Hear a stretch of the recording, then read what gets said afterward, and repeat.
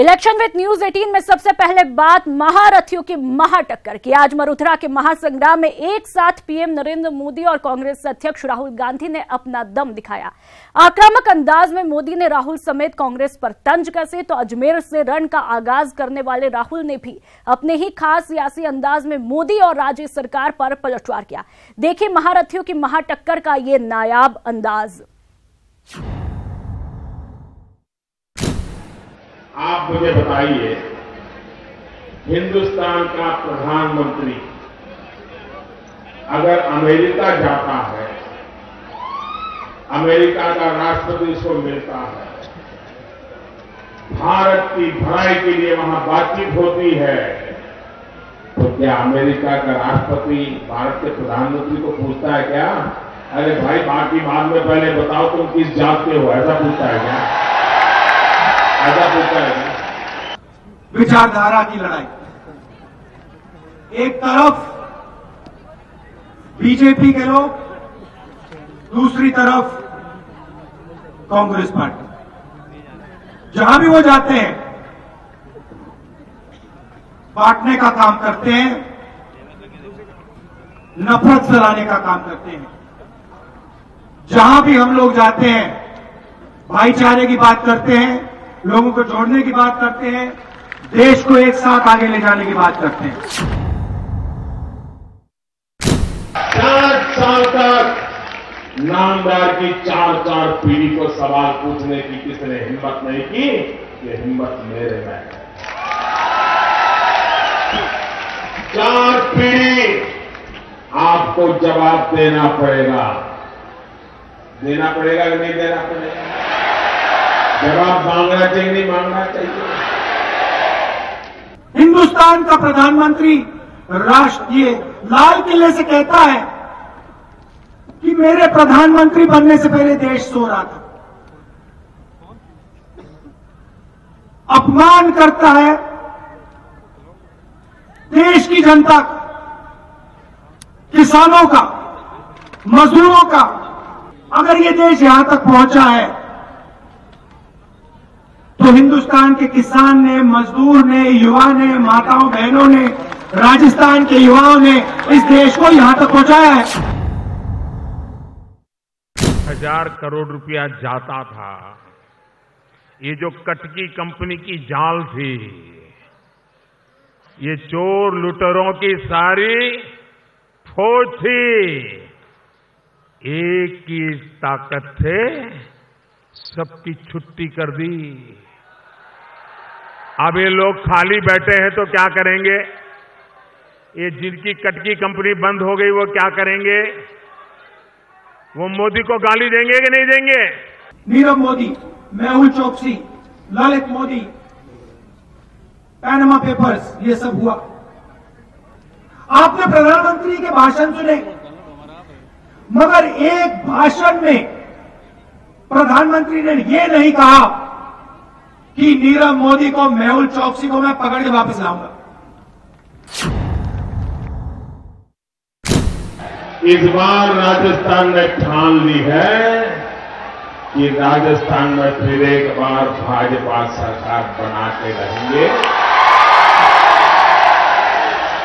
आप यहां पे कांग्रेस पार्टी को जिताने जा रहे हो और चुनाव के होने के बाद, कांग्रेस पार्टी की सरकार के बनने के बाद 10 दिन के अंदर राजस्थान के किसान का कांग्रेस पार्टी कर्जा माफ कर देगी।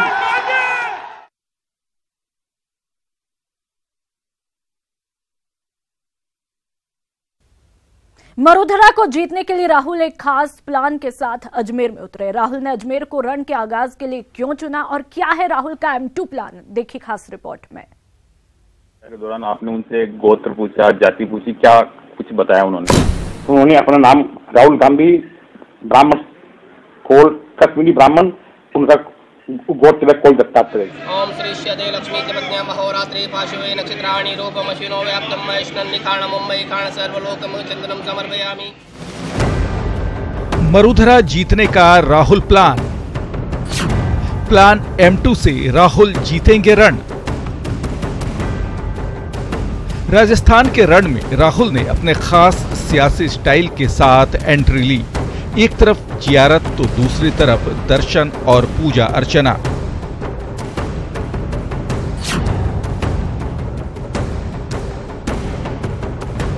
मरुधरा के संग्राम में उतरने के लिए राहुल गांधी ने अजमेर को चुना।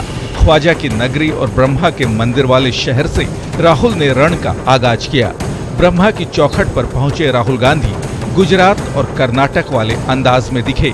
ब्रह्म सरोवर में राहुल गांधी ने पूजा अर्चना की तो पहली बार इस पूजा के दौरान राहुल गांधी ने अपने गोत्र का नाम सार्वजनिक किया।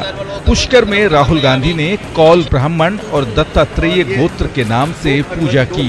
उन्होंने संकल्प लिया तो भारत संस्कृति के अनुसार नाम गोत्र बताना पड़ता है, तो उन्होंने अपना नाम राहुल गांधी ब्राह्मण कौल कश्मीरी ब्राह्मण, उनका गोत्र कौल दत्तात्रेय।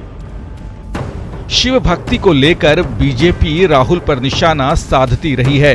बीजेपी ने तंज भरे अंदाज में राहुल से उनका गोत्र पूछा था और परमपिता ब्रह्मा की चौखट पर पहुंचकर राहुल ने बीजेपी को अपने अंदाज में जवाब दिया।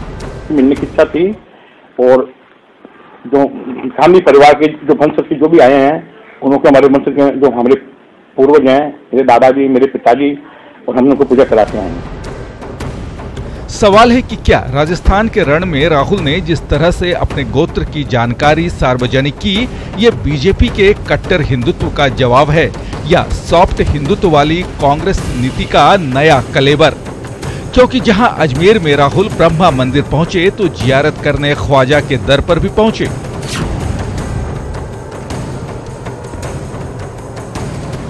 राहुल गांधी ने अजमेर में ख्वाजा गरीब नवाज की दरगाह पर माथा टेका और ख्वाजा मोइनुद्दीन चिश्ती की दरगाह पर अकीदत के फूल और चादर पेश कर जियारत की। सवाल है कि मरुधरा के महासंग्राम में राहुल दर्शन और जियारत वाली सियासत से क्या संकेत देना चाहते हैं? क्या रण के आगाज के लिए अजमेर का चुनाव कोई खास संकेत है? क्या राहुल मंदिर मस्जिद को साथ लेकर चलने का संकेत दे रहे हैं? क्या सॉफ्ट हिंदुत्व के सहारे राहुल बीजेपी को जवाब देना चाहते हैं? और क्या कांग्रेस की रणनीति पर राहुल नीति भारी पड़ रही है? बात सिर्फ दर्शन वाली सियासत की नहीं। मेरे प्रधानमंत्री बनने से पहले ये देश सो रहा था। अपने चुनावी मंच से भी राहुल संयमित होकर बीजेपी और खासकर पीएम के तंज का जवाब दे रहे हैं। यानी रण में इस बार आक्रामकता के साथ संयम का इम्तिहान भी दिखेगा, लेकिन अंतिम फैसला मरुधरा की जनता को ही करना है। Bureau report, news 18 Rajasthan. सियासी समर में एक दूसरे को हराने के लिए कई तरह के पैंतरे आजमाए जाते रहे हैं, लेकिन हनुमानगढ़ में जिस तरह का नेम सेम गेम प्लान नजर आ रहा है वो हैरान करने वाला है।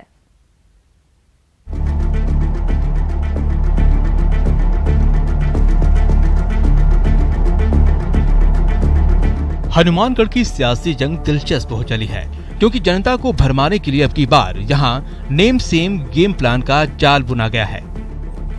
इस जाल के तहत कांग्रेस उम्मीदवार विनोद कुमार के हम नाम वाले 4 और उम्मीदवार मैदान में हैं। राष्ट्रीय लोकतांत्रिक पार्टी ने भी विनोद कुमार नाम के शख्स को टिकट दिया है। भारतीय रिपब्लिकन पक्ष ने भी विनोद कुमार नाम के शख्स पर दांव लगाया है। विनोद कुमार नाम के 2 निर्दलीय उम्मीदवार भी हनुमानगढ़ सीट पर खड़े हैं। अपने हम नाम वाले 4 उम्मीदवारों को लेकर कांग्रेस प्रत्याशी विनोद का कहना है कि ऐसी सियासत ठीक नहीं, क्योंकि उनके हम नाम वाले दोनों निर्दलीय उम्मीदवार श्री गंगानगर जिले से आए हैं। यही रणनीति है, भी लोग इनको वोट डाल जाएंगे और हम जीत जाएंगे। विनोद कुमार असली के बजाय नकलियों को वोट लोग डाल देंगे और भाजपा वाले थोड़े से वोटों से जीत जाएंगे। यही है, और तो क्या हो सकता है। ऐसा नहीं है कि सिर्फ कांग्रेस के साथ नेम सेम वाला खेल हुआ है। इस खेल में बीजेपी के उम्मीदवार भी फंसे हैं। बीजेपी के डॉक्टर राम प्रताप के हम नाम वाला एक और उम्मीदवार भी मैदान में है।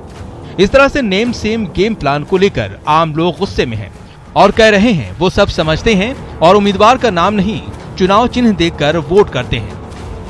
और हम ऐसी ओछी राजनीति को अच्छा नहीं समझते। हमारे यहाँ पहले कभी ऐसा नहीं हुआ। जनता इतनी बेवकूफ़ नहीं है, लोग बहुत समझदार हो चुके हैं। लोग वोट डालेंगे चुनाव निशान देखकर, ना कि नाम देखकर। आमतौर पर भले ही लोग चुनाव चिन्ह देखकर ही वोट करते हैं, लेकिन ये भी तय है कि नाम के चक्कर में 150 वोट इधर उधर जरूर होंगे और हो सकता है कि इतने ही वोटों से हनुमानगढ़ सीट पर जीत हार का फैसला तय हो जाए। राजू राम गढ़िया, न्यूज़ 18 राजस्थान, हनुमानगढ़। और इलेक्शन विद न्यूज़ 18 में फिलहाल इतना ही। राजस्थान की बाकी खबरों को देखने के लिए आप विजिट कर सकते हैं हमारी वेबसाइट news18rajasthan.com पर। नमस्कार।